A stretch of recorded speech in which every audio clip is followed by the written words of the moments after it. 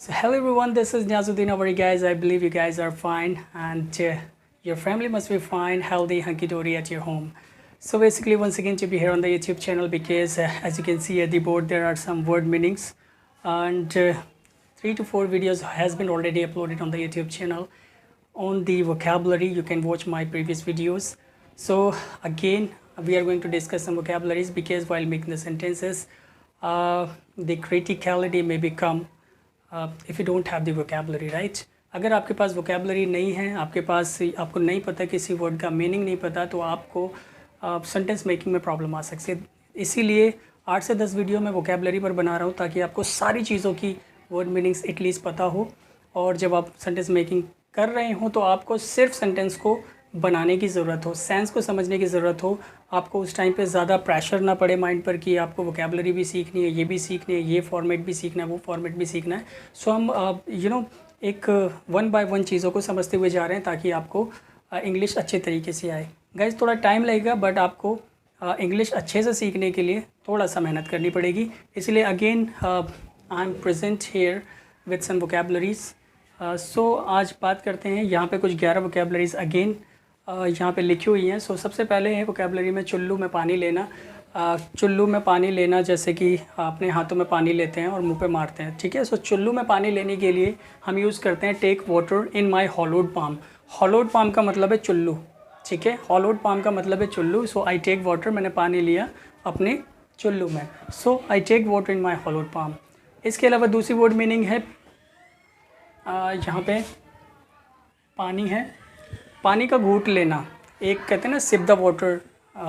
सो यहाँ पे वही लिखा है sip the water sip the coke. एक कोक का घूंट देना, एक पानी का घूंट देना।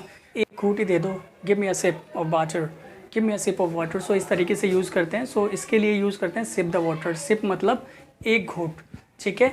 थर्ड वर्ड मीनिंग है कुल्ला करना या गरारा करना। सो इसके लिए हम यूज़ करते हैं gargle the mouth, gargle the mouth, gargle the mouth. इसी तरीके से प्रैक्टिस करनी है ताकि आपको इंग्लिश इजीली आए और ये आपके टिप्स पर आ जाएं।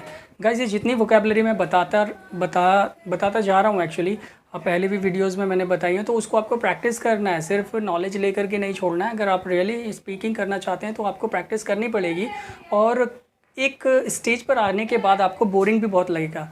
एंड बहुत लोगों को लगता है, मुझे भी बोरिंग लगा था, बट जब अगर किसी का पैशन होना इंग्लिश बोलना तो डेफिनेटली उसको कुछ करना पड़ता है गाइस, कुछ पाने के लिए कुछ खोना पड़ता है। बस थोड़ा सा टाइम चाहिए आपका, एंड इंग्लिश आप you will be fluent in English soon. So basically यहाँ पे अगर बात करें तो कुल्ला करना गार्गल द माउथ, या गरारा करना गार्गल द माउथ। मुंह पर पानी मारना, जैसे छींटे मारते हैं ना, तो छींटे मारने को स्प्लैश बोलते हैं। सो वही लिखा हुआ है, मुंह पर पानी मारना, splash the water on my face, splash the water on my face, ठीक है, face sorry, splash the water on my face. इसी तरीके से जिम करना, जैसे हम वर्कआउट करते हैं, जिम करते हैं, तो वहीं पे एरोबिक्स भी बोलते हैं, वर्कआउट भी बोलते हैं। Do the workout do the aerobics. Gym करने के लिए बोलते हैं वर्कआउट या एरोबिक्स, तो जिम का यूज़ ना करके बेटर है आप बोलें do the aerobics, do the workout, ठीक है। सो यहाँ पे do the workout, do the gym. Jogging करना, रनिंग करते हैं आप, मॉर्निंग के अंदर रनिंग करते हैं। एक रनिंग करना, भागना, किसी चीज़ से दूर भागना, किसी चीज़ के पीछे भागना, वो रन होता है, ठीक है। बट आप सिंपली जॉगिंग कर रहे हैं, पार्क में जॉग कर रहे हैं, तो उस सेंस के लिए यहाँ पे है I jog in the park. Jog in the park का मतलब होता है जॉगिंग करना, ठीक है। सो आप जब कभी भी बोलेंगे तो I jog in the park, future में बोलेंगे I will jog in the park, तो इस तरीके से। सो इसको ऐसे बनाते हैं जॉग इन द पार्क, ये मीनिंग्स हैं। चक्कर लगाना, किसी भी चीज़ के चक्कर लगाना, किसी कॉलोनी के चक्कर लगाना, किसी के पार्क के चक्कर लगाना, किसी कंपनी के चक्कर लगाना। सो उसके लिए सेंस में यूज़ होता है take round, take round of the park, take round of the colony, ठीक है। Take 5 rounds of the park, अगर प्लूरल है तो एस या ई एस लग जाएगा, यहाँ पे एस लग जाएगा, ठीक है। सिंगुलर है तो राउंड होगा simply. So I take round of the park, I take 5 rounds of the colony, I take 6 rounds of the company. So जहाँ पे भी चक्कर लगाने की बात आती है, ठीक है, चक्कर लगाने के लिए डिटोर का भी यूज़ करते हैं, बट यहाँ पे अगर आप सिंपली देखें तो राउंड का यूज़ मैंने किया हुआ है यहाँ पे, I take round of the park of the colony, ताकि इंग्लिश बोलना आसान हो, ठीक है। इसके अलावा हाँपना, जैसे हम दौड़ के आते हैं तो हाँपने लगते हैं। सो हाँपने की मीनिंग क्या है, यहाँ पे दी हुई है गैस फॉर पेंट। हाँपना, I gasp I pant, I gasp I pant, ठीक है, मैं हाँप गया।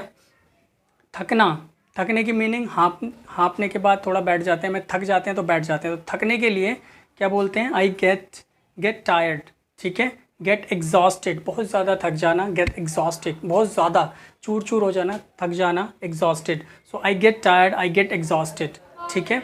यहाँ पे ये भी वर्ब है, ये भी वर्ब है, इसीलिए दो वर्ब एक साथ आती हैं तो सेकंड वर्ब थर्ड फॉर्म में कन्वर्ट हो जाती है यहाँ पे, इसीलिए गेट टायर्ड और एग्जॉस्टेड लिखा हुआ है गाइस, ठीक है। सांस लेना, सांस कहते हैं ना, पेशेंट की सांस चल रही है, इसकी सांस चल रही है, मैं सांस ले रहा हूँ, एंड हम कहते हैं मुझे सांस तो लेने दो, let me ease my breath, let me ease my breath. जैसे जल्दी से आते हैं, बोलते जल्दी जल्दी पता भाई क्या हो गया, सो हम बोलते हैं ना let me ease my breath, यार सांस तो लेने दे।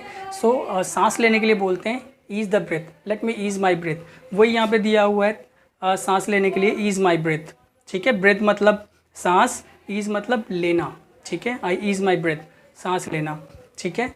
और मैंने बोला था आई ईज़ माई सेल्फ, मतलब जो भी आप वॉशरूम में जाके करते हैं उसको ईज़ माई सेल्फ बोलते हैं, ठीक है। सो ईज़ का बेसिकली मतलब है किसी चीज़ को ईज़िली बाहर निकालना एक तरह से, क्योंकि English is completely depend on the sense, ठीक है। सो यहाँ पे ईज़ माई ब्रेथ है, वहाँ पे ईज़ माई सेल्फ है। थोड़ी देर आराम करना, कुछ देर के लिए आराम करना, आई टेक सम रेस्ट ऐसे बोलते हैं, बट आपको बोलना I get some rest, I get some rest, get some rest, I get some rest, ठीक है, आई गेट सम रेस्ट। सो ये कुछ वोकैबुलरीज थी जो मैंने अगेन बताई हैं आपको, ताकि आपको अंडरस्टैंड हो सके किस सेंस में क्या बोलते हैं, ठीक है। सिनेरियो वाइज भी मैंने आपको बताया गाइज, ताकि आपको कोई प्रॉब्लम ना हो। सो वीडियो अगर अच्छी लगी हो तो please like share subscribe, so that next जो ऑन लुकर्स बोल सकते हैं आप, या फिर ऑडियंस हैं वो भी देख सकें और वीडियो को लाइक शेयर सब्सक्राइब कर सकें। Thank you so much, thank you for watching my video.